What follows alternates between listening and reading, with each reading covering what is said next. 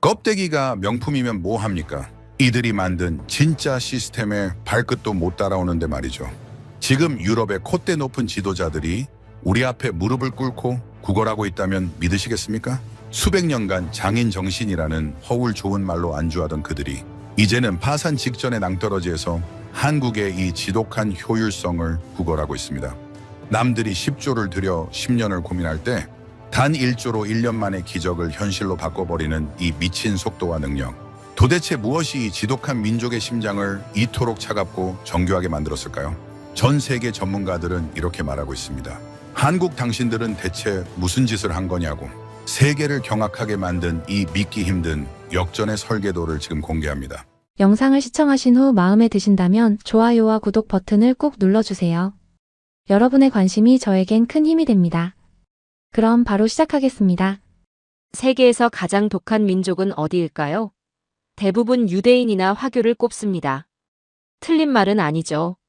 생존에 관해서라면 그들은 분명 독보적입니다. 그런데 유대인조차 게을러 보이게 만드는 미친 집단이 따로 있습니다. 워싱턴과 베이징의 심장부에서 공통으로 감지되는 기묘한 공포. 패권을 다투는 두 거인이 가장 예민하게 주시하는 존재. 그러나 결코 그들의 뜻대로 길들일 수 없는 변종이 나타났기 때문이죠. 유대인의 생존력과 독일의 정밀함, 그리고 미국인들은 흉내조차 못 낼 속도를 동시에 가진 자들입니다. 심지어 성공한 순간에도 스스로를 부정하며 공든 탑을 무너뜨리고 다음 세대의 운영체제를 수십 년 먼저 깔아버리는 사람들이죠. 저는 킬리언 벤스입니다. 지난 30년간 영국 내각의 국가안보전략 자문역을 맡아온 제가 왜 지금 이곳 옥스퍼드에서 기존의 모든 통계 모델을 폐기하고 이 독종들의 생존 법칙을 다시 쓰고 있는지 아십니까? 전 세계 엘리트들이 왜 이들에게 자신의 운영체제를 맡기기 시작했는지 오늘 그 이야기를 하려 합니다. 성공한 나라가 왜 망할까요? 강해서 망하고 잘 나가서 망하고 세계를 지배하다가 망합니다. 실패의 상처가 아니라 성공의 달콤함이 국가를 죽이는 겁니다. 대영 제국이 무너진 건 전쟁 때문이 아니었습니다. 세계를 지배하던 그 영광에 취해 스스로 변화를 거부했기 때문이죠. 19세기 영국은 세계 제조업의 절반을 혼자 담당했습니다. 증기기관과 철도, 방직 기계를 세계에 팔며 해가 지지 않는 제국을 건설했죠. 그런데 바로 그 성공이 독이 되었습니다. 제조업의 왕좌에 앉은 순간 그들은 더 이상 새로운 것을 만들 이유를 느끼지 못했습니다. 혁신의 불꽃이 꺼지는 데는 그리 오랜 시간이 걸리지 않았죠. 일본이 잃어버린 30년의 수렁에 빠진 것도 다르지 않습니다. 버블의 정점에서 그 성공이 너무 달콤해 아무도 손때려 하지 않았죠. 부동산과 주식이 하늘을 찌르던 시절, 일본 기업들은 변화 대신 현상 유지를 택했습니다. 도쿄의 땅값으로 미국 전체를 살 수 있다던 그 오만함이 결국 30년이라는 긴 잠의 대가가 되었죠. 아르헨티나는 어떻습니까? 20세기 초 세계 5대 부국이었던 그 나라가 지금 어디에 있습니까? 밀과 쇠고기로 세계를 먹여 살리던 나라가 지금은 국제통화기금의 구제금융으로 연명하고 있죠. 성공이 가져다준 풍요 속에서 기득권과 타협하고 고통스러운 개혁을 뒤로 미루다가 그렇게 되었습니다. 성공은 국가를 잠들게 하는 가장 우아한 자멸 방식입니다. 올해 초 런던 시티의 한 포럼에서 저는 영국 내각 관료들과 대형 기업 최고 경영자들 앞에 섰습니다. 준비한 원고가 있었습니다. 그런데 저는 그것을 찢어버렸습니다. 그리고 이렇게 말했죠. 영국은 지금 안락사 중입니다. 강연장이 굳어버렸습니다. 하지만 저는 멈추지 않았습니다. 여러분이 지금 이 자리에 앉아 있다는 것 자체가 그 증거입니다. 아무도 반박하지 못했습니다. 수치가 모든 것을 말해주고 있었으니까요. 영국의 제조업 비중은 국내 총생산의 9%까지 쪼그라들었습니다. 독일이 25%를 유지하는 동안 영국은 금융이라는 달콤한 마약에 중독되어 공장 굴뚝을 전부 허물어버렸죠. 런던 시티의 금융가들이 샴페인을 터뜨리는 동안 맨체스터와 버밍엄의 공장들은 하나씩 문을 닫았습니다. 그렇게 영국은 만드는 나라에서 빌려주는 나라로 조용히 전락했죠. 일본은 어떻습니까? 반도체 왕국이었던 나라가 지금은 삼성 앞에서 부품을 구걸하고 있습니다.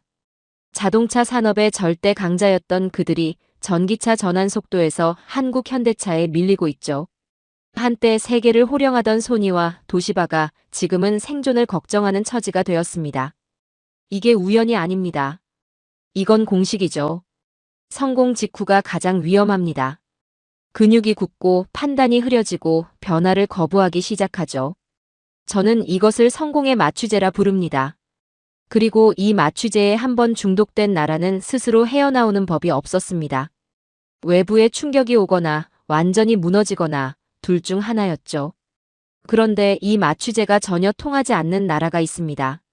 전쟁이 핥히고 간 잿더미 위에서 먹을 것도 입을 것도 없던 나라.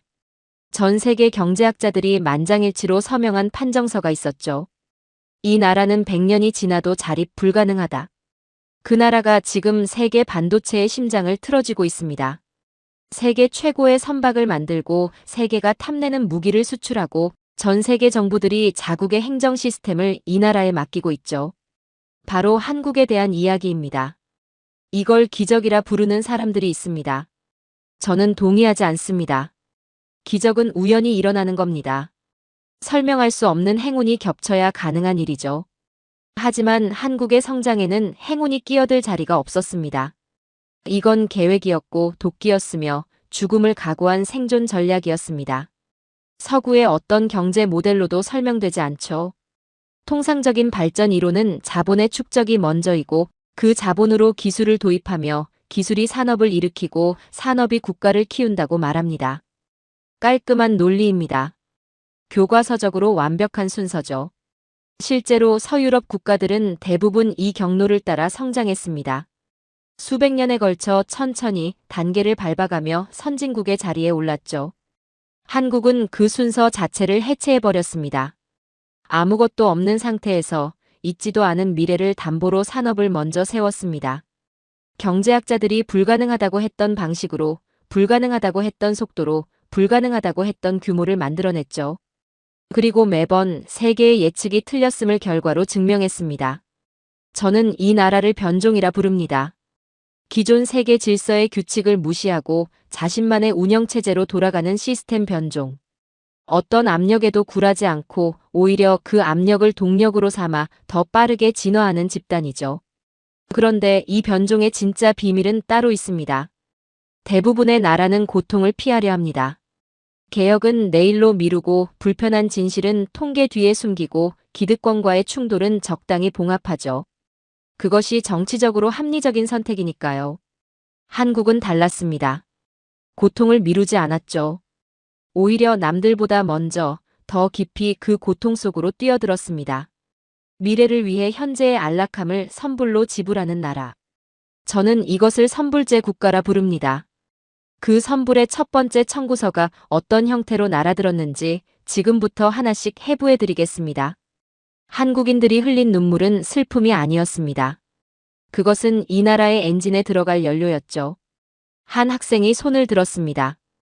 교수님 말씀대로라면 성공이 독약이라는 건데 그렇다면 지금 잘 나가는 나라들은 전부 결국 같은 길을 걷게 된다는 말씀인가요? 반드시 그렇다고 단언할 수는 없습니다. 하지만 역사는 그 방향을 가리키고 있죠. 스스로를 의심하고 성공의 달콤함을 경계하며 정점에서 오히려 자신을 해체할 줄 아는 나라만이 살아남았습니다. 지금 미국을 보십시오. 세계 최강의 자리에 올라선 지 수십 년이 지났지만 제조업은 공동화되었고 중산층은 무너지고 있죠. 중국은 어떻습니까? 고속 성장의 과실을 누리는 동안 부동산 거품이 쌓였고 지금 그 거품이 꺼지면서 일본이 걸었던 길을 그대로 따라가고 있습니다. 그리고 지금까지 제가 연구한 모든 나라 중에서 성공의 마취제를 스스로 거부하며 정점에서 자신을 해체하는 것을 본능적으로 실천해온 나라는 단 하나뿐이었습니다. 그 연료의 첫 번째 이름은 사람이었습니다. 제품도 아니고 자원도 아니었죠. 한국이 세계에 처음 내민 것은 바로 사람이었습니다. 1963년 한국 정부는 서독 정부와 협상 테이블에 앉았습니다. 돈을 빌려야 했죠. 그런데 내놓을 담보가 없었습니다. 토지도 없고 자원도 없고 국제 신용도 없었죠. 그래서 한국은 사람을 내놓았습니다. 젊은이들을 독일 땅속으로 보냈죠. 루르 탄광의 지하 막장, 섭씨 40도가 넘는 그 어둠 속으로 수천 명의 청춘을 밀어넣었습니다. 광부들은 허리를 굽힌 채 하루 종일 석탄을 캤죠. 간호사들은 타국의 병원 시체실에서 낯선 언어로 울부짖는 환자들을 돌봤습니다. 그들이 매달 고국으로 송금한 외환은 당시 한국 외환 보유고의 상당 부분을 채웠죠. 저는 이것을 국가가 사람을 팔았다고 표현하지 않겠습니다. 하지만 사실에 가장 가까운 표현을 찾는다면 그 언저리에 있는 일이었다고 말할 수밖에 없죠. 서독의 류브케 대통령이 차관 협상 자리에서 한국 대통령의 눈물을 보았을 때 그는 계산기를 덮었다고 합니다. 숫자가 아니라 그 눈물의 무게로 차관이 승인된 순간이었죠. 저는 그 장면을 처음 기록에서 읽었을 때 오랫동안 그 자리에서 움직이지 못했습니다. 외교사에서 그런 장면은 본 적이 없었죠. 협상 테이블에서 눈물이 담보가 된 나라. 그것이 한국의 출발점이었습니다. 그 돈이 어디로 갔는지 아십니까? 포항으로 갔습니다. 영일 만에 갯벌 위에 세계가 불가능하다고 했던 제철소를 짓는 데 쓰였죠. 세계은행은 타당성 조사 보고서에 단호하게 적었습니다. 한국은 철강 산업을 할 수 없다고. 기술도 없고 자본도 없고 철광석도 없는 나라가 무슨 제철소냐고요. 당시 세계은행의 논리는 틀리지 않았죠. 경제학적으로 완벽하게 합리적인 판단이었습니다. 그런데 한국은 그 합리적인 판단을 정면으로 무시했죠. 포항제철 초대 회장 박태준이 직원들 앞에서 한 말이 있습니다. 이 공장은 우리 조상들의 목숨값으로 짓는 겁니다. 실패하면 우리 모두 우향우에서 영일만 바다에 빠져 죽읍시다. 저는 이 문장을 처음 접했을 때 솔직히 섬뜩했습니다. 구호가 아니었죠. 그 자리에 있던 사람들 모두가 그 말의 무게를 온몸으로 알고 있었습니다. 조상의 핏값으로 세운 공장이 실패한다는 것은 단순한 사업 실패가 아니었죠. 그것은 민족의 자존심을 영일만 바닷속에 수장하는 일이었습니다. 그러니 실패란 선택지에 없었죠. 처음부터 완수만이 유일한 답이었습니다.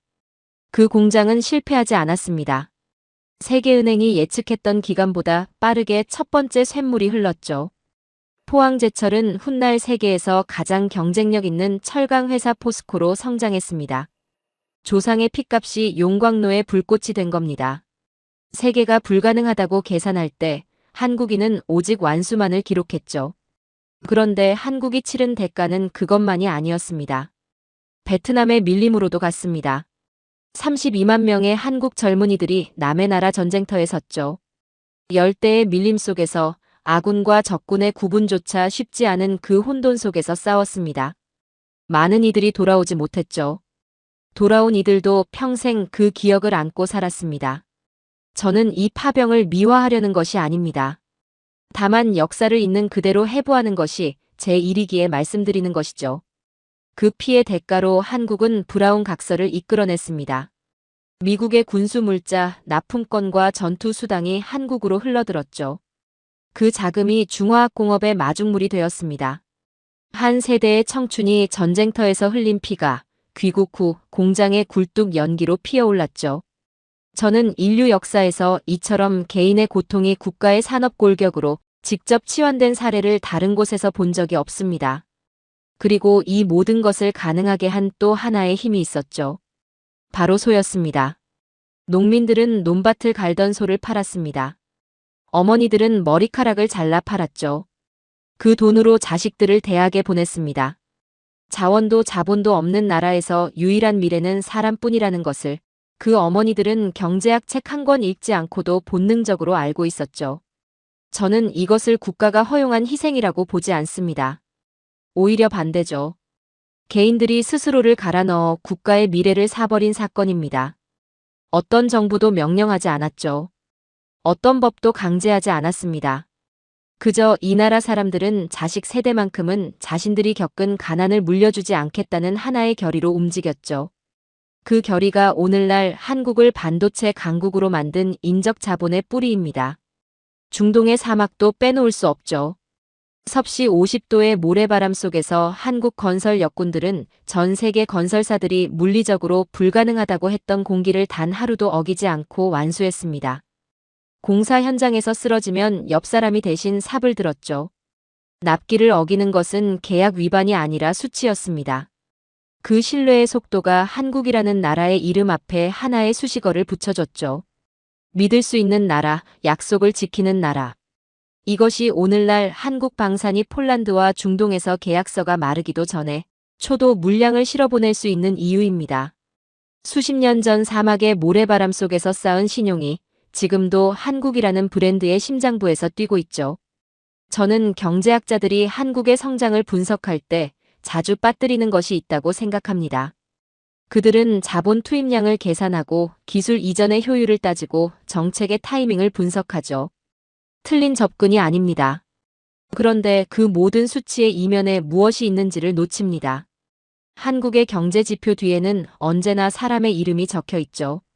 지하 막장에서 석탄을 캔 광부의 이름, 시체실을 지킨 간호사의 이름, 소를 팔아 자식을 대학에 보낸 어머니의 이름, 사막에서 삽을 든 건설 역군의 이름.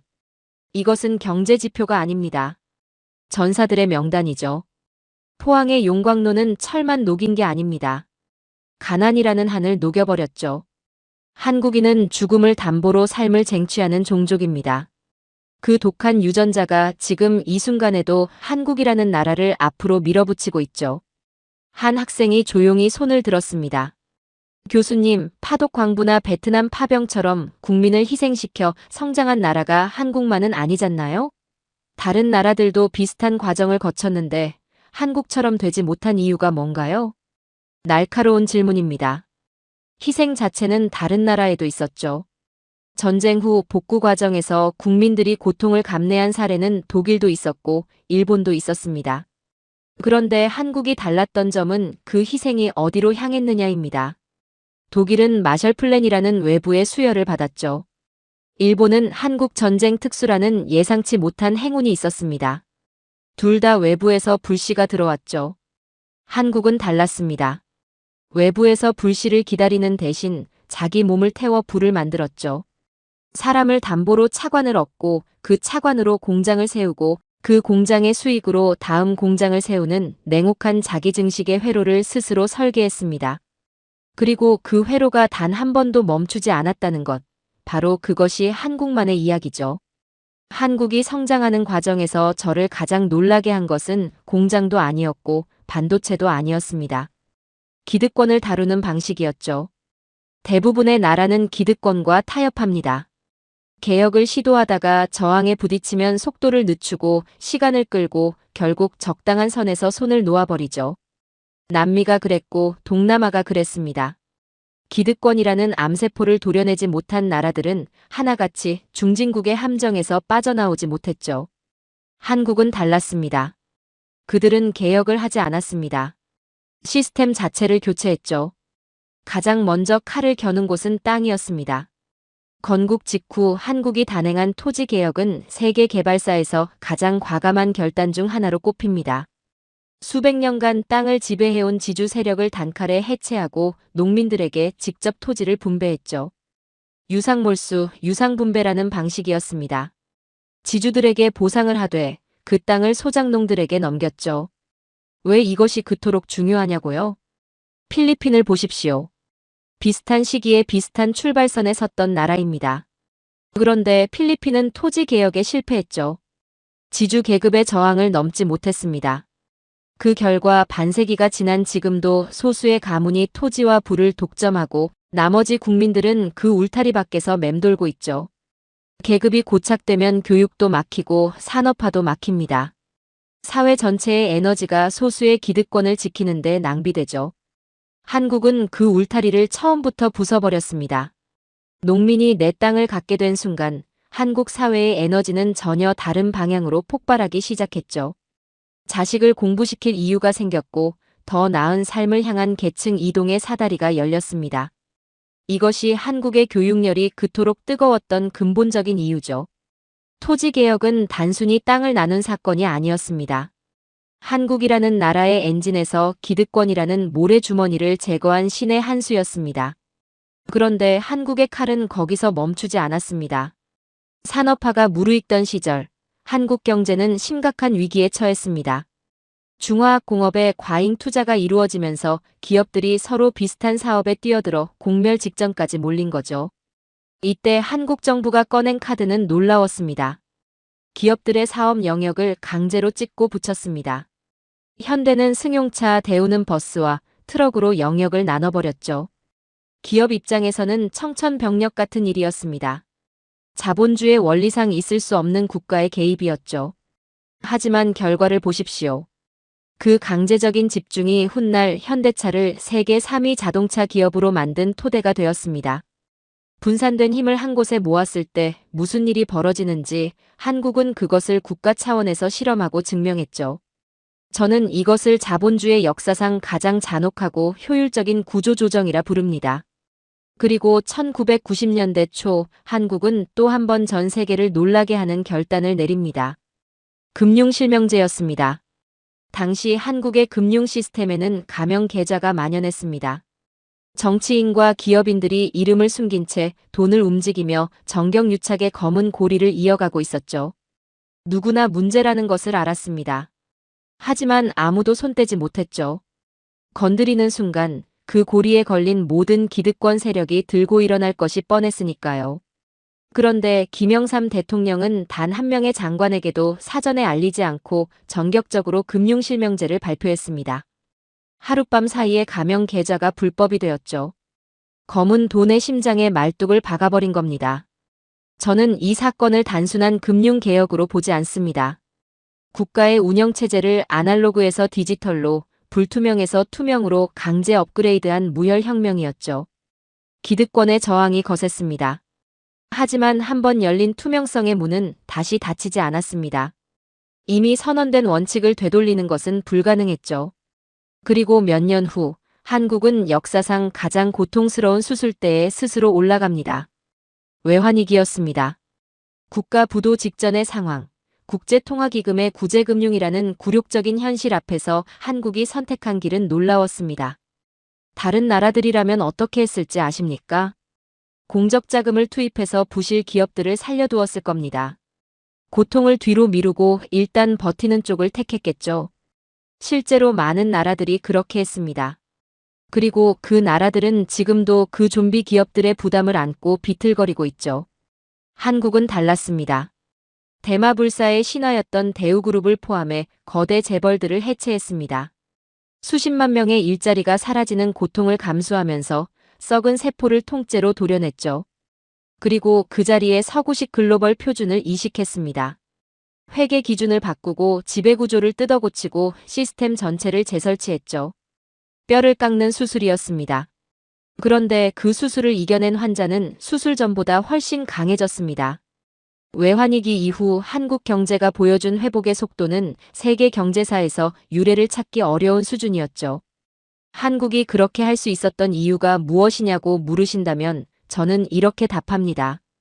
그들은 고통을 미루는 것이 더 큰 고통을 부른다는 사실을 본능적으로 알고 있었죠. 살기 위해 죽어야 한다는 논리를 국가 차원에서 실천할 수 있는 나라는 많지 않습니다. 한국은 그것을 해냈습니다.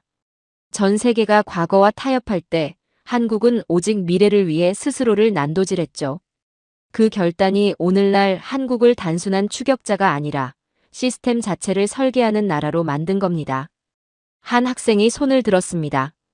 교수님, 외환위기 때 재벌을 해체한 것이 한국에는 효과가 있었다고 하셨는데 비슷한 위기를 겪은 다른 나라들은 왜 같은 선택을 하지 못했나요? 핵심을 찌르는 질문입니다. 가장 큰 이유는 정치적 비용 때문이죠. 재벌을 해체한다는 것은 그 재벌과 연결된 정치인들, 금융기관들, 협력업체들 모두를 적으로 돌리는 일입니다. 어떤 정치 지도자도 선뜻 그 선택을 하기 어렵죠.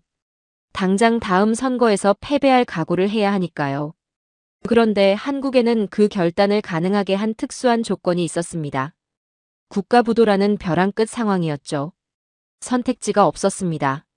개혁을 하지 않으면 나라 자체가 사라질 판이었으니까요. 그 극단적인 위기가 오히려 극단적인 결단을 가능하게 했습니다. 그런데 여기서 진짜 무서운 것은 따로 있습니다. 위기가 없을 때도 한국은 스스로 고통스러운 선택을 했다는 것이죠. 토지개혁도 금융실명제도 산업구조조정도 외부의 강요가 아니었습니다. 스스로 칼을 들어 자신을 수술한 겁니다. 그것이 한국을 다른 나라들과 근본적으로 구분짓는 지점이죠. 한국이 기득권의 심장을 도려냈다면 그 다음에 한 일은 무엇이었을까요? 지식을 모든 사람의 것으로 만들었습니다. 이것이 왜 중요하냐고요? 생각해 보십시오. 기득권을 해체해도 그 자리를 채울 역량이 없다면 결국 또 다른 기득권이 그 빈자리를 차지하게 되죠.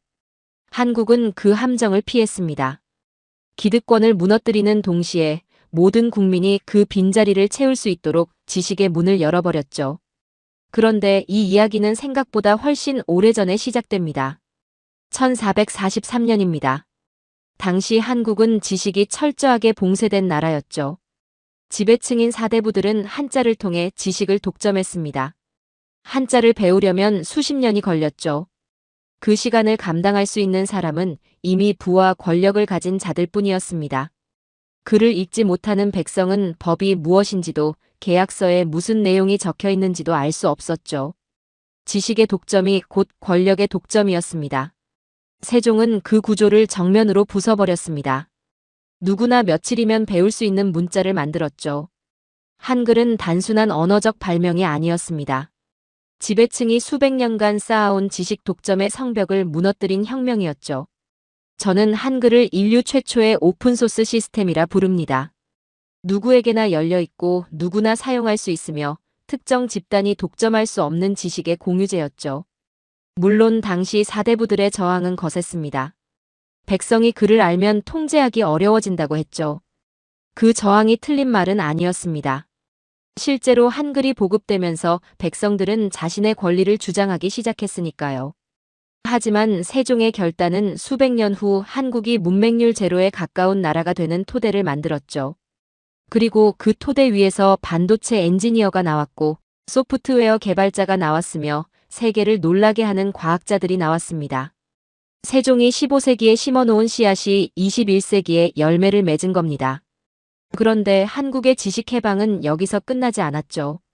1990년대 후반 한국은 또 한 번 세계가 이해하지 못하는 결정을 내렸습니다. 당시 한국은 외환위기의 충격에서 겨우 벗어나고 있었죠. 곳간이 텅 빈 상황이었습니다. 그런데 한국 정부는 전 국토에 초고속 인터넷망을 까는데 막대한 자금을 투입했습니다. 당시 선진국들은 인터넷을 아직 실험 단계의 기술로 보고 있었죠. 일부에서는 장난감 같은 기술에 왜 그 돈을 쏟아붓냐고 비웃었습니다. 한국은 그 비웃음을 무시했죠. 아파트 단지마다 광 케이블이 깔렸습니다. 전 국민이 초고속 인터넷을 일상적으로 쓰는 환경이 만들어졌죠. 저는 이것을 보이지 않는 영토를 선점한 제2의 경부고속도로라 부릅니다. 60년대의 물리적인 고속도로가 공장과 항구를 연결했다면 90년대의 인터넷망은 사람과 사람, 지식과 지식을 연결하는 디지털 혈관이 되었죠. 그 결과가 어떻게 나타났는지 아십니까? 한국은 세계에서 가장 먼저 디지털 문명을 일상으로 흡수한 나라가 되었습니다. 온라인 게임 산업이 폭발적으로 성장했고 전자정부 시스템이 세계 1위가 되었죠. 코로나 시기에 전 세계가 재택근무와 온라인 수업으로 혼란을 겪을 때 한국은 이미 그 인프라가 갖춰져 있었습니다.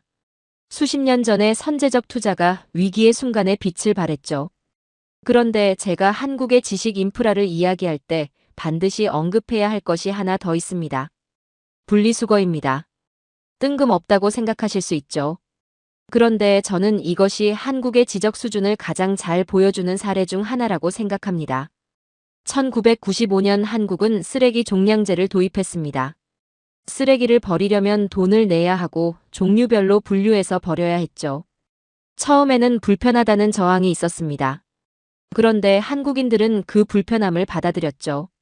씻고 말리고 분류하는 번거로운 과정을 일상으로 만들었습니다. 저는 이것을 단순한 환경 정책으로 보지 않습니다. 5천만 명의 국민이 매일 아침 국가 시스템의 효율적인 운영 주체로 훈련받는 거대한 사회 실험이었죠. 그 훈련이 쌓이면서 한국인들은 복잡한 시스템을 이해하고 그 안에서 정확하게 행동하는 능력을 기르게 되었습니다. 이 능력이 반도체 공장의 정밀한 공정 관리로 세계 최고의 배송 시스템으로 재난 상황에서의 신속한 대응으로 이어지고 있죠. 그리고 한국의 지식은 연구실에만 있지 않았습니다.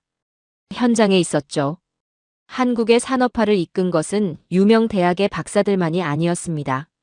직업훈련소에서 배출된 기능공들이었죠.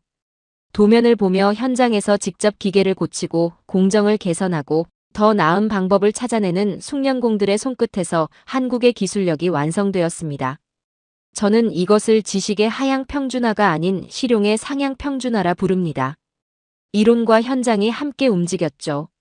그 결과 오늘날 한국의 반도체 수율은 세계 1위입니다. 같은 장비로 같은 공정을 돌려도 한국 공장에서 나오는 제품의 불량률이 가장 낮죠. 이것은 기계의 차이가 아닙니다. 수십 년간 현장에서 쌓아온 인간의 지식이 만들어낸 차이입니다. 지금 한국의 지식은 더 이상 국경 안에만 머물지 않습니다. 칠레의 전자정부 시스템 뒤에는 한국이 설계한 골조가 있습니다.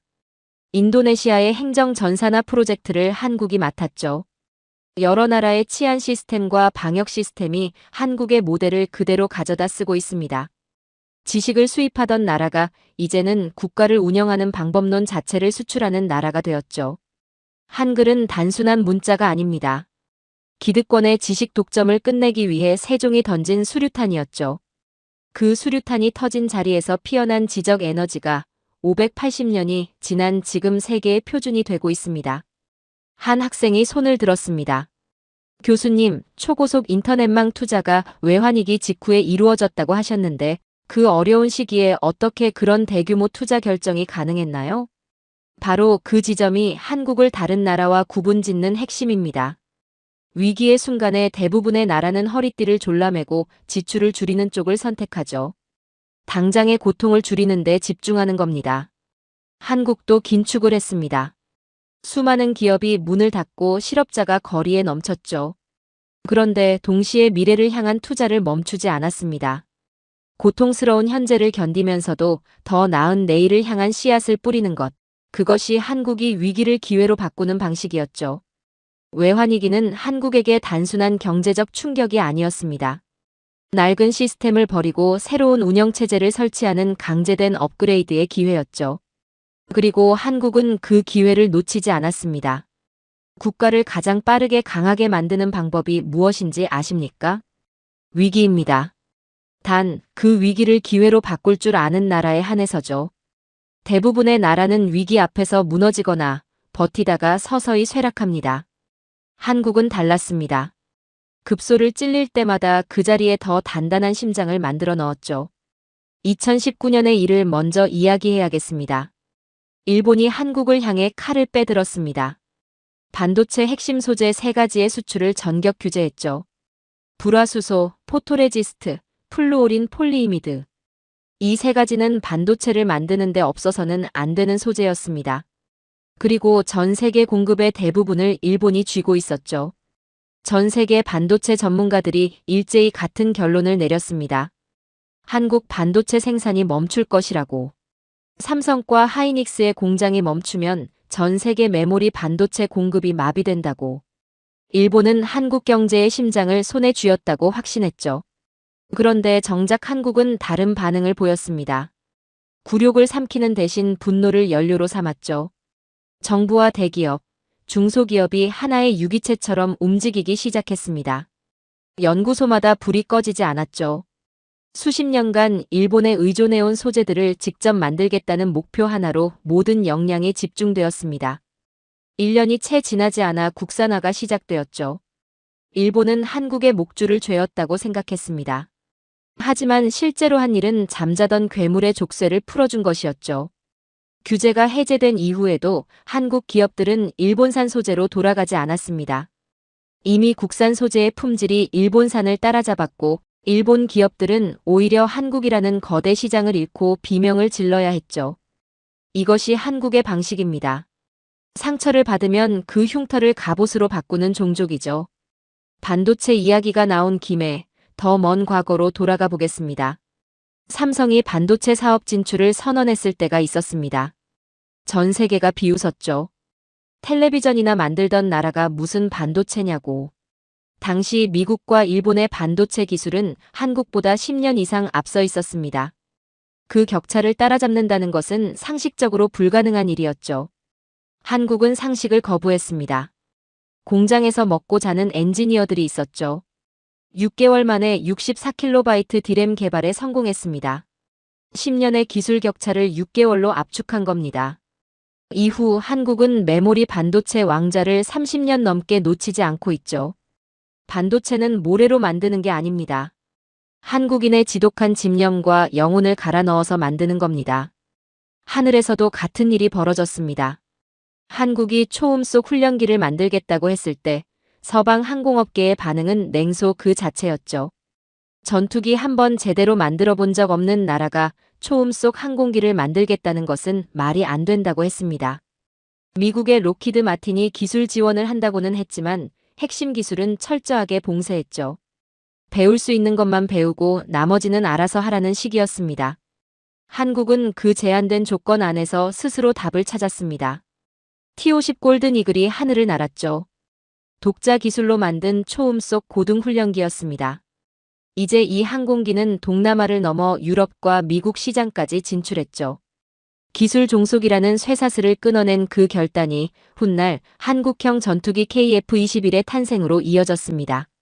남의 날개를 빌리지 않고 자신의 날개로 하늘을 나는 나라가 된 거죠. 원자력 분야도 마찬가지입니다. 한국이 처음 원전을 지을 때는 미국의 도면을 빌려봐야 했죠. 기술도 없고 경험도 없었습니다. 그저 어깨너머로 배우며 하나씩 익혀갔죠. 그런데 세계가 탈원전의 흐름에 올라타며 기술을 포기하는 동안 한국은 묵묵히 기술을 갈고 닦았습니다. 오직 기술만이 생존이라는 믿음으로 핵심 기술의 대부분을 국산화했죠. 그 결과가 어떻게 됐습니까? 이제 유럽이 한국에 원전을 지어달라고 손을 내밀고 있습니다. 아랍에미리트의 바라카 원전을 한국이 건설했죠. 체코와 폴란드가 한국형 원전 도입을 추진하고 있습니다. 어깨너머로 배우던 나라가 이제는 스승들이 줄을 서서 기다리는 나라가 된 겁니다. 바다에서도 한국의 역전극은 이어졌습니다. 한때 한국조선업은 중국의 저가 공세에 밀려고사 직전까지 몰렸습니다. 중국이 한국보다 훨씬 싼 가격으로 선박을 공급하기 시작했죠. 단순한 가격 경쟁에서 한국이 이길 방법은 없었습니다. 그래서 한국은 경쟁의 판을 바꿨습니다. 액화 천연가스 운반선에 승부수를 던졌죠. 영하 163도의 극저온을 견뎌야 하는 특수 화물창 기술, 연료 효율을 극대화한 엔진 시스템. 이것은 아무나 만들 수 있는 배가 아니었습니다. 수십 년의 기술 축적 없이는 접근조차 할 수 없는 영역이었죠. 한국은 그 기술을 완성했습니다. 지금 전 세계 액화 천연가스 운반선 발주량의 대부분을 한국 조선소가 싹쓸이하고 있죠. 중국이 아무리 가격을 낮춰도 넘볼 수 없는 기술의 방벽을 쌓아버린 겁니다. 추격자의 사다리를 기술로 걷어차버린 전략이었죠. 저는 이 모든 사례에서 하나의 공통된 패턴을 발견합니다. 한국은 압박을 받을 때 움츠러들지 않습니다. 오히려 그 압박의 방향으로 돌진하죠. 국어라는 기술은 내 것이 아니라는 것을, 뺏기고 깨지며 만든 기술만이 진짜 심장이 된다는 것을 그들은 알고 있습니다. 한 학생이 손을 들었습니다. 교수님, 한국이 기술 자립에 성공한 사례들을 보면 단기간에 이루어진 경우가 많은데 다른 나라들은 왜 같은 방식으로 따라 하지 못하는 건가요? 핵심을 찌르는 질문입니다. 기술 자립의 과정은 엄청난 비용과 시간이 필요하죠. 단기적으로는 손해입니다. 완성된 기술을 수입하는 것이 훨씬 빠르고 저렴하니까요. 그래서 대부분의 나라는 자립보다 의존을 선택합니다. 경제적으로 합리적인 선택이죠. 그런데 한국은 그 합리적인 선택이 결국 치명적인 약점이 된다는 것을 반복적으로 경험했습니다. 일본의 수출 규제가 바로 그 증거였죠. 핵심 소재를 남에게 의존하는 순간 그 의존이 언제든 무기가 될 수 있다는 것을 뼈저리게 배웠습니다. 한국인들은 고통스러운 경험을 통해 학습하는 종족입니다. 그리고 한번 배운 것은 절대 잊지 않죠. 그 독한 학습 능력이 기술 자립이라는 지난한 과정을 가능하게 만드는 겁니다. 세계 경영사에서 가장 공포스러운 장면이 무엇인지 아십니까? 전쟁터가 아닙니다. 파산 법정도 아니죠. 1995년 경상북도 구미의 한 공장 마당입니다. 그날 삼성 직원 2천여 명이 공장 앞에 집결했습니다. 그들 앞에는 15만 대의 휴대폰이 산더미처럼 쌓여 있었죠. 당시 시가로 수백억 원어치였습니다. 그런데 그 더미 위에 불이 붙었습니다. 불량률이 높다는 이유였죠. 저는 이 장면을 처음 접했을 때 단순한 품질 관리 사례로 읽지 않았습니다. 이건 선언이었죠. 어제의 성공이 오늘의 기준에 미치지 못한다면 그것이 수백억 원짜리든 가차없이 폐기한다는 선언. 불길 속에서 탄 것은 휴대폰이 아니었습니다. 한국 기업의 나태함이 불탄 겁니다. 그런데 이 화형식이 왜 그토록 충격적이냐고요? 당시 삼성 휴대폰은 이미 국내 시장 1위였습니다. 잘 나가고 있었죠. 굳이 그럴 필요가 없었습니다. 그런데 삼성은 1위의 자리에서 스스로를 가장 가혹하게 심판했죠. 안전한 1위는 없습니다. 한국인은 1위에 올라선 순간 그 자리가 무너질 징조를 찾기 시작하죠. 그 지독한 불안이 갤럭시 신화를 만들었습니다. 그런데 이보다 조금 앞선 시절, 같은 맥락에서 더 충격적인 선언이 있었습니다. 삼성의 이건희 회장이 프랑크푸르트에서 임원들을 불러 모았습니다. 수백 명의 임원들이 독일까지 날아왔죠.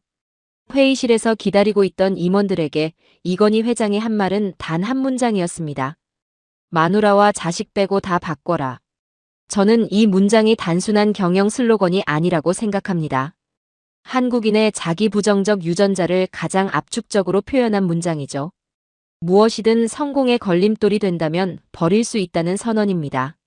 그것이 수십 년간 쌓아온 사업 방식이든 검증된 관행이든 어제의 성공 공식이든 상관없이. 그리고 그 선언이 공허한 구호가 아니었음을 몇 년 후 구미 공장의 불길이 증명했죠. 이 자기부정의 유전자는 삼성만의 것이 아니었습니다. 80년대 후반을 생각해 보십시오. 포항제철이 세계를 제패했고 현대조선이 바다를 지배하고 있었죠. 중화학공업이 최고의 전성기를 구가하던 시절이었습니다.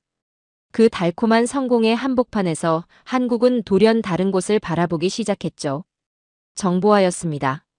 굴뚝에서 나오는 연기가 돈으로 계산되던 그 시절에 한국은 보이지 않는 광섬유 속의 신호를 계산하기 시작했죠. 제조업의 근육이 최고조에 달했을 때 스스로 뇌세포를 재구성하기로 결단한 겁니다. 남들 눈에는 미친 짓으로 보였을 겁니다. 잘 나가는 굴뚝을 두고 왜 아직 검증도 안 된 디지털이라는 미지의 땅으로 눈을 돌리냐고요. 하지만 한국은 알고 있었죠. 성공의 유효기간이 영원하지 않다는 것을. 지금 1위라는 사실이 10년 후에도 1위를 보장해주지 않는다는 것을. 저는 이것을 빨리빨리를 넘어선 미리미리의 전략이라 부릅니다. 한국은 메모리 반도체가 세계 1위일 때 이미 시스템 반도체와 인공지능 칩에 수백조 원을 쏟아붓고 있었죠. 내연 기관차가 잘 팔릴 때 전기차 전용 플랫폼을 완성했습니다. 조선업이 호황일 때 액화 천연가스선이라는 더 높은 기술의 산을 오르기 시작했죠. 1위 자리에 앉아 있으면서도 언제든 밀려날 수 있다는 공포를 동력으로 삼는 나라. 저는 전 세계를 연구하면서 이런 나라를 한국 외에 본 적이 없습니다. 성공은 정착지가 아닙니다. 다음 전쟁을 준비하기 위한 보급항일 뿐이죠. 한국인은 그것을 본능적으로 알고 있습니다. 그런데 이 자기부정이 기업 차원에서만 일어났다면 한국은 지금처럼 되지 못했을 겁니다. 국가 차원에서도 똑같은 일이 벌어졌죠. 혁신을 가로막는 규제가 있다면 한국은 특정 구역에서 모든 규제를 풀어버리는 실험을 강행합니다. 조상의 지혜조차 현대의 생존에 방해된다면 과감히 해석을 달리하는 실용주의죠. 과거의 규칙이 미래의 발목을 잡지 못하게 하는 시스템적 파괴입니다. 저는 이것을 가장 잘 보여주는 장면이 하나 있습니다. 전 세계 어느 나라든 기존 산업의 기득권이 신산업의 진입을 막는 구조는 비슷합니다. 택시업계가 승차 공유를 막고 약사단체가 의약품 온라인 판매를 막고 기존 방송사가 온라인 동영상 서비스를 규제로 압박하죠. 한국도 그 갈등이 있었습니다. 그런데 한국은 그 갈등을 회피하지 않고 정면으로 부딪혔죠. 규제 샌드박스라는 실험적 제도를 만들어 기존 법이 허용하지 않는 신기술을 일단 시장에서 테스트할 수 있게 했습니다. 완벽한 해법은 아닙니다. 하지만 변화를 막는 대신 변화의 속도를 높이는 쪽을 택했다는 것, 그것이 핵심이죠. 저는 오늘 아침에도 이 강의를 준비하면서 한국 관련 뉴스를 검색했습니다. 한국 기업들이 인공지능 분야에 쏟아붓는 투자 규모를 보면서 또 한 번 그 지독한 불안 에너지를 느꼈죠. 이미 반도체 1위인데도 인공지능 반도체에서 뒤처질까봐 수백조 원을 쏟아붓고 있습니다. 이미 전기차 시장에서 선두권인데도 차세대 배터리 기술에 올인하고 있죠. 1등을 달리면서도 뒤를 돌아보며 달리는 나라. 이 지독한 강박이 한국을 멈추지 않게 만드는 겁니다. 한 학생이 손을 들었습니다. 교수님, 스스로를 끊임없이 부정하고 바꾼다는 게 조직이나 국가 입장에서는 굉장히 필요한 일 아닌가요? 그 과정에서 구성원들의 저항은 없었나요? 당연히 있었죠. 저항이 없는 변화는 없습니다. 애니콜 화형식 때도 내부에 반발이 있었다고 알려져 있죠. 수백억 원짜리 제품을 불태운다는 결정에 반대한 사람들이 있었을 겁니다. 산업 구조를 중화학에서 정보화로 전환하는 과정에서 기득권의 반발도 거셌을 겁니다. 그런데 한국이 그 저항을 넘을 수 있었던 이유는 무엇일까요? 저는 그것이 공유된 공포 때문이라고 봅니다. 변화하지 않으면 죽는다는 공포가 변화에 따르는 고통에 대한 두려움보다 컸던 거죠. 그 공포가 저항을 잠재우고 결단을 가능하게 했습니다. 그리고 그 결단이 매번 옳았음을 결과가 증명했죠. 한국인은 거울을 보며 만족하는 법이 없습니다. 항상 거울 속에 자신에게 아직 부족하다고 외치는 종족이죠. 그 지독한 자기부정이 역설적으로 한국을 세계에서 가장 빠르게 진화하는 나라로 만들고 있습니다. 한국을 연구하면서 저를 가장 오래 붙잡아둔 질문이 하나 있습니다. 평소에는 서로 비난하고 싸우는 이 사람들이 어떻게 위기 앞에서는 하나의 거대한 기계처럼 맞물려 돌아가는가? 이 질문의 답을 찾는데 꽤 오랜 시간이 걸렸죠. 전 세계 전략가들이 한국 침공 시나리오를 검토할 때 가장 먼저 부딪히는 장벽이 있습니다. 현역 군인의 숫자가 아니죠. 600만 예비군입니다. 낮에는 회사원이고 의사이고 엔지니어인 사람들입니다. 그런데 비상벨이 울리는 순간 이들은 단 몇 시간 만에 완벽한 무장을 갖추고 전선으로 쏟아져 나오죠. 서구의 군사 전략가들은 이 속도를 이해하지 못합니다. 어떻게 민간인이 그토록 빠르게 전투 태세로 전환될 수 있느냐고요? 답은 간단합니다. 그들은 한 번도 민간인이었던 적이 없기 때문이죠. 한국 남성은 누구나 군대를 다녀옵니다. 그 경험이 몸에 새겨지고 예비군 훈련이 그것을 유지시키죠. 의사가 수술실에서 몸으로 기억하는 것처럼 한국 남성들은 전투 태세를 몸으로 기억합니다. 한국을 침공하는 것은 국가를 공격하는 게 아닙니다. 5천만 개의 정교한 톱니바퀴로 이루어진 거대한 기계 속으로 뛰어드는 자살 행위죠. 그런데 이 응집력은 전쟁터에서만 드러나는 게 아닙니다. 2007년 태안 앞바다에서 그 실체가 적나라하게 드러났죠. 유조선 충돌로 1만 톤의 원유가 바다로 쏟아졌습니다. 전문가들은 즉각 판정을 내렸죠. 바다가 회복되려면 최소 수십 년이 걸릴 것이라고. 해안가 생태계는 사실상 회복 불가능하다고요. 그런데 사흘 뒤부터 이상한 일이 벌어지기 시작했습니다. 전국에서 사람들이 태안으로 몰려들었죠. 버스를 전세 내고 기차를 타고 자가용을 몰고. 누가 시킨 것도 아니었습니다. 정부의 동원령도 없었죠. 그냥 왔습니다. 그들이 들고 온 것은 걸레였습니다. 세상에서 가장 원시적인 도구로 세상에서 가장 정교한 기적을 만들었죠. 바위 하나하나를 손으로 닦아냈습니다. 결국 123만 명이 태안의 해안선을 덮었죠. 전문가들이 수십 년이 걸릴 것이라 했던 그 바다가 몇 달 만에 살아나기 시작했습니다. 저는 이것을 환경운동이라고 부르지 않습니다. 한국인의 집단적 소유권이 발동된 사건이죠. 이 바다는 내 것이라는 감각, 이 땅은 내가 지켜야 한다는 본능이 123만 명을 움직인 겁니다. 그 본능이 어디서 왔는지 아십니까? 수백 년의 역사에서 왔습니다. 임진왜란 때 나라가 무너지자 스스로 무기를 들고 일어난 의병들이 있었죠. 국가가 지켜주지 못할 때 국민이 스스로 국가가 되는 이 유전자가 한국인의 피 속에 흐르고 있죠. 태안의 걸레는 그 유전자의 현대적 발현이었습니다. 이 응집력은 방산 산업에서도 그대로 드러납니다. 폴란드가 러시아의 위협에 맞서 긴급하게 무기 도입을 결정했을 때 선택지는 여러 개였죠. 독일의 레오파르트 전차, 미국의 에이브럼스, 그리고 한국의 K2 전차. 폴란드가 한국을 선택한 이유는 성능만이 아니었습니다. 납기였죠. 독일과 미국은 수년을 기다려야 한다고 했습니다. 한국은 달랐죠. 계약서에 도장이 찍히기가 무섭게 초도 물량이 항구를 향해 움직이기 시작했습니다. 어떻게 이것이 가능하냐고요? 한국은 전시 생산 체제를 평시에도 유지하는 나라이기 때문입니다. 공장이 항상 최대 출력으로 가동될 준비가 되어 있죠. 부품 수급망이 유사시에도 끊기지 않도록 설계되어 있습니다. 국가 전체가 하나의 거대한 변기창처럼 작동하는 구조죠. K방산의 속도는 공장 능력이 아닙니다. 국가 전체가 전장을 가정하고 움직이는 도끼의 산물이죠. 그리고 이 모든 응집력의 바탕에는 하나의 보이지 않는 힘이 있습니다. 신뢰입니다. 전 세계에서 새벽 3시에 혼자 길을 걸어도 안전한 나라가 몇이나 됩니까? 카페에 물건을 두고 자리를 비워도 사라지지 않는 나라가 몇이나 됩니까? 한국이 그런 나라입니다. 공권력이 감시하지 않아도 시민들 스스로가 질서를 유지하죠. 이 눈에 보이지 않는 사회적 자본이 한국의 진짜 국방력입니다. 재난이 닥쳤을 때 약탈이 아니라 나눔이 일어나는 나라. 위기 앞에서 흩어지는 게 아니라 뭉치는 나라. 그 신뢰가 123만 명을 태안으로 불러 모은 겁니다. 그 신뢰가 600만 예비군을 몇 시간 만에 전선으로 소환하는 겁니다. 그 신뢰가 한국 방산의 납기 신화를 가능하게 하는 거죠. 코로나 초기를 보십시오.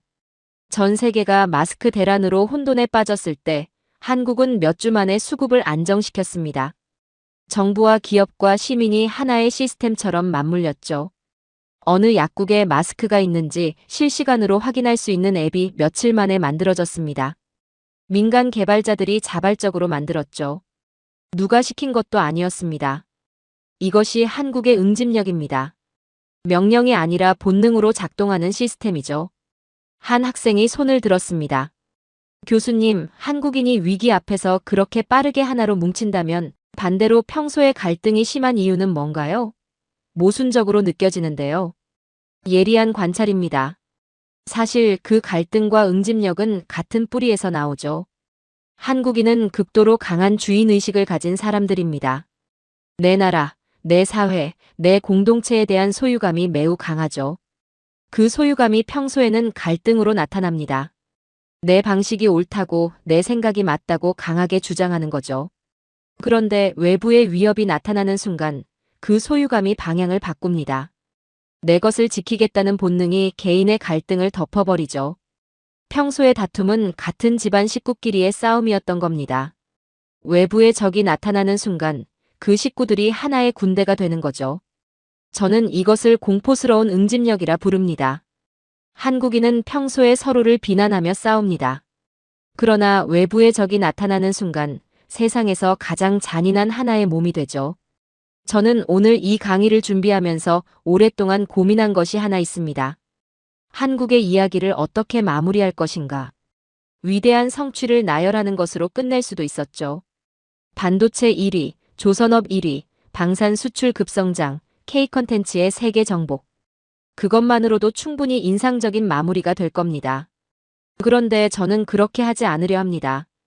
왜냐하면 그 숫자들이 진짜 이야기를 가리기 때문이죠.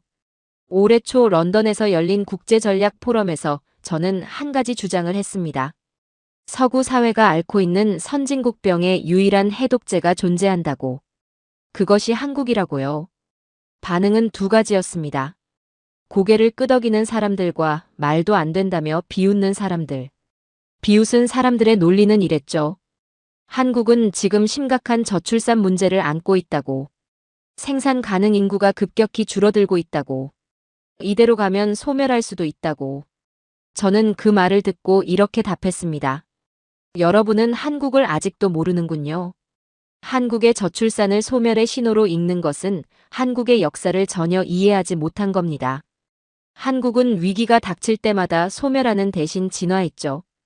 6.25 전쟁의 폐허에서 제조업 강국이 되었고 외환위기의 사형 선고에서 디지털 강국이 되었으며 일본의 수출 규제라는 급소 공격에서 소재 기술 자립국이 되었습니다. 그 패턴을 보면서도 저출산을 소멸의 신호라고 읽는다면 그건 분석이 아니라 희망사항이죠.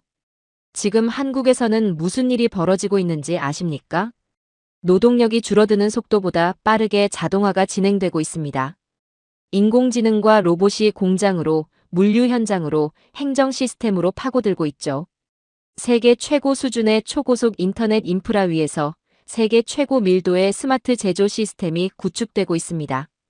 한국은 인구 감소라는 한계를 기술의 특이점으로 돌파하려 하고 있죠. 이것이 한국의 방식입니다. 문제가 생기면 해결하는 것으로 끝나는 게 아니라 그 문제를 다음 단계로 도약하는 발판으로 삼는 거죠. 그리고 한국이 수출하는 것은 이제 제품만이 아닙니다. 폴란드는 한국의 국방 시스템을 이식받고 있죠. 중동은 한국의 스마트시티 모델과 의료 시스템을 가져가고 있습니다. 동남아 여러 나라가 한국의 행정 전산화 모델을 채택하고 있죠. 한국이라는 나라 자체가 하나의 거대한 소프트웨어가 되어 전 세계에 설치되고 있는 겁니다. 지식을 수입하던 나라가 국가를 운영하는 방법론 자체를 수출하는 나라가 되었죠. 이 전환이 얼마나 경이로운 것인지 역사적 맥락을 아는 사람이라면 숨이 막힐 겁니다. 그리고 우주로도 향하고 있습니다. 한국이 독자 기술로 만든 발사체 누리호가 하늘을 갈랐습니다. 달 궤도선 다누리호가 달 주위를 돌고 있죠. 지구를 넘어 우주로 기술의 영토를 확장하는 나라가 되었습니다. 불과 수십 년 전 아프리카 최빈국보다 가난했던 나라가 이제 달을 향해 탐사선을 보내고 있죠. 이것을 기적이라 부르는 사람들이 있습니다. 저는 그 표현에 동의하지 않습니다. 오늘 하루 종일 제가 해부한 것들을 다시 생각해 보십시오. 지하 막장에서 석탄을 캔 손들이 있었죠. 사막의 모래바람 속에서 삽을 들었던 손들이 있었습니다. 소를 팔아 자식을 대학에 보낸 어머니들이 있었죠. 수백억 원짜리 제품을 불태우는 결단을 내린 사람들이 있었습니다. 태안의 검은 바위를 걸레로 닦아낸 123만 명이 있었죠. 이것이 기적입니까? 기적은 하늘에서 뚝 떨어지는 겁니다. 이건 달랐죠. 이건 매일 아침 일어나 선택한 결과입니다.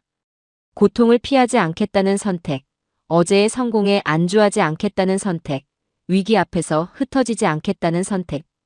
그 선택들이 수십 년 동안 쌓인 것이죠. 한국의 성공을 기적이라 부르는 것은 그 선택들을 운으로 치부하는 모욕입니다. 이것은 기적이 아닙니다. 5천만 명이 매일 써내려간 처절하고 정교한 기록이죠. 저는 오늘 강의를 준비하면서 마지막에 이 말을 하기로 결심했습니다. 한국의 진짜 엔진은 기술이 아닙니다. 반도체도 아니고 방산도 아니고 K-컨텐츠도 아니죠. 절대로 포기하지 않는 사람의 마음입니다. 그 마음이 지하 1000m의 어둠 속에서도 꺼지지 않았고 전쟁터의 포화 속에서도 꺾이지 않았으며 국가부도의 사형 선고 앞에서도 멈추지 않았죠. 그리고 그 마음은 지금도 살아있습니다. 한국은 멈추지 않을 겁니다. 위기는 한국인에게 고통이 아니기 때문이죠. 더 강한 엔진으로 갈아 끼우라는 신호탄일 뿐입니다. 서구가 과거의 유산으로 연명하는 동안 한국은 내일의 영토를 오늘 개척하고 있죠. 한 학생이 손을 들었습니다. 교수님, 오늘 강의 내내 한국을 분석하셨는데 그렇다면 한국이 앞으로 경계해야 할 것도 있지 않을까요? 교수님이 보시기에 한국의 가장 큰 위험 요소는 무엇인가요? 좋은 질문입니다. 그리고 솔직하게 답하겠습니다. 한국의 가장 큰 위험은 외부에 있지 않습니다. 내부에 있죠. 바로 오늘 제가 설명한 그것, 성공의 마취제입니다. 한국이 지금까지 위대했던 이유는 단 한 번도 성공에 안주하지 않았기 때문이죠. 그런데 지금 한국의 젊은 세대 일부에서는 이전 세대와는 다른 감각이 감지됩니다. 더 이상 무한한 성장을 당연하게 여기지 않는 세대, 워라밸을 중시하는 세대. 이것이 나쁜 것이라고 말하는 게 아닙니다. 다만 이 변화가 한국 특유의 불안 에너지, 즉 안주하지 않는 도끼를 약화시킨다면 그것이 한국이 경계해야 할 유일한 것이죠. 역설적이게도 한국이 가장 두려워해야 할 것은 적이 아닙니다. 평화입니다. 너무 오래 안락해지는 것이죠. 오늘 제가 해부한 이 나라의 역사는 결국 하나의 메시지로 귀결됩니다. 고통을 선불로 지불한 나라만이 미래를 살 수 있다는 것. 한국은 그것을 증명했습니다. 그리고 그 증명은 아직 끝나지 않았죠. 이 위대한 기록은 매일 경신되고 있습니다. 오늘의 사연은 여기까지입니다. 기적이라는 말로 이 모든 피땀을 설명할 수는 없습니다. 그것은 누군가 안주할 때 스스로를 채찍질하며 버텨온 지독한 기록입니다. 세계가 멈춰 설 때 이 땅은 다음 세대를 위해 현재를 선불로 지불했습니다. 멈추지 않는 엔진이 살아있는 한 대한민국의 기록은 결코 중단되지 않을 것입니다. 오늘 이 영상이 비춘 역사는 바로 이 시대를 살아온 우리 모두의 증언입니다. 긴 영상 시청해주셔서 감사합니다. 내일은 더 좋은 영상으로 찾아오겠습니다.